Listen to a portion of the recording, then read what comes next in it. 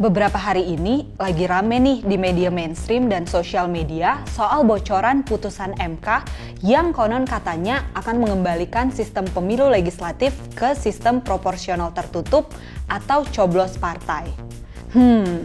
Di era keterbukaan seperti sekarang, malah kita mau kembali ke pemilu yang tertutup.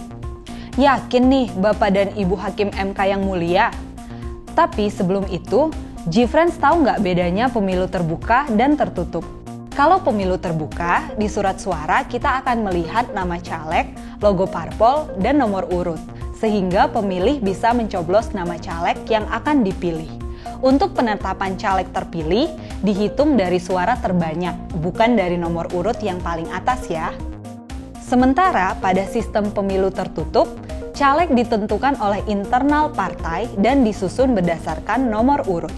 Di surat suara, pemilih hanya akan melihat dan mencoblos logo parpol karena tidak ada nama caleg. Penetapan caleg terpilih ditentukan berdasarkan nomor urut. Jika partai dapat 2 kursi, maka calon terpilih adalah nomor urut 1 dan 2. Setiap sistem pasti punya kelebihan dan kekurangan. Memang di sistem tertutup bisa meminimalisasi praktik politik uang. Tapi kekurangannya lebih banyak nih.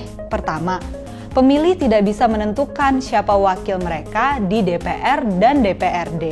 Kedua, otomatis karena tidak dipilih langsung oleh masyarakat, tidak ada kedekatan antara wakil rakyat dan pemilihnya pasca pemilu. Anggota legislatif hanya akan patuh dan bertanggung jawab pada partai dan tidak merasa mewakili rakyat yang memilihnya. Kita tahu dan pilih langsung wakil kita aja, seringkali kita kecewa pada kinerja dan janji-janji manisnya jelang pemilu yang tidak terrealisasi. Apalagi kita nggak tahu dan nggak pilih langsung wakil-wakil kita, iya nggak? Di sistem pemilu terbuka, karena nama caleg tertera di surat suara, kita bisa mencari informasi mengenai siapa wakil rakyat yang akan kita pilih. Dengan sistem pemilu terbuka, juga memungkinkan hadirnya kader yang tumbuh dan besar dari bawah dan menang karena dukungan massa. Sementara di sistem pemilu tertutup didominasi kader yang mengakar ke atas karena kedekatannya dengan elit parpol, bukan dengan dukungan massa. Siapa yang dekat dengan elit parpol, ya dia yang akan dapat nomor urut atas. Nggak fair banget kan? Nah, kembali ke MK. Yang isunya akan mengembalikan ke sistem pemilu tertutup, meskipun belum tentu benar. Isu ini ternyata bikin gonjang-ganjing dunia persilatan nih. Presiden ke-6 Indonesia, Bapak Susilo Bambang Yudhoyono, ikut berkomentar bahwa pergantian sistem pemilu di tengah jalan bisa menimbulkan chaos politik. Karena pemilu memang tinggal sebentar lagi. SBY juga mempertanyakan urgensi dari perubahan sistem pemilu ini. Yang lebih seru adalah analisis dari para pakar yang menduga ada potensi yang bisa digunakan untuk penundaan pemilu. Isu penundaan pemilu muncul lagi deh.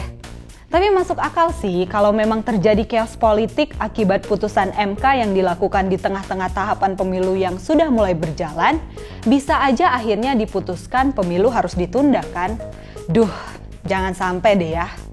8 partai politik dengan Golkar sebagai pemimpinnya secara tegas dan terbuka menolak sistem proporsional tertutup dan meminta MK tetap mempertahankan sistem pemilu terbuka. Hanya PDIP yang setuju akan sistem pemilu tertutup. Yang jelas, kalau kita kembali ke sistem pemilu tertutup, itu artinya kemunduran dalam demokrasi kita.